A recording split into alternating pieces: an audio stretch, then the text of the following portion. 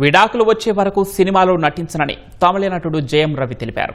తనపై వస్తున్న ఆరోపణలను, అవమానాలను తట్టుకోలేకపోతున్నానని ఆవేదన వ్యక్తం చేశారు. తన పిల్లలపై ప్రేమ లేదని అసత్యాలు ప్రచారం చేయిస్తున్నారని కంటతడి పెట్టుకున్నారు. పెళ్లి తర్వాత నరకం చూశానని జయం రవి చెప్పారు.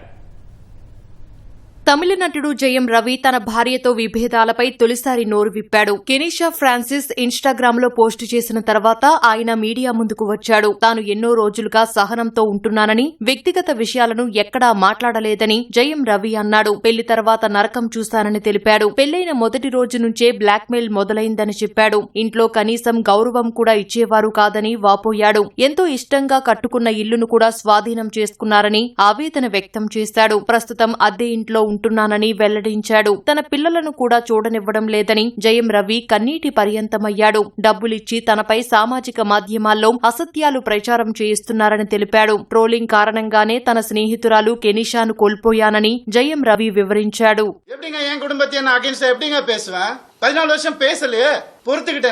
என்னோட லைஃப்ஸ் ஹாப்பியஸ்ட் டேன்னு நான் ட்வீட் பண்ண அவனும் நானும் சேர்ந்து டிக் டிக் டிக் படம் நடிக்கும் போது ஏன் பிள்ளைங்க நான் எப்படிங்க விடுவேன்? கேட்டுதான் இருப்பீங்களா? இப்படிதான் குழந்தைங்க பாசத்தை பத்தி பேசாதீங்க. உங்க யாருக்கும் எதுவுமே தெரியாது.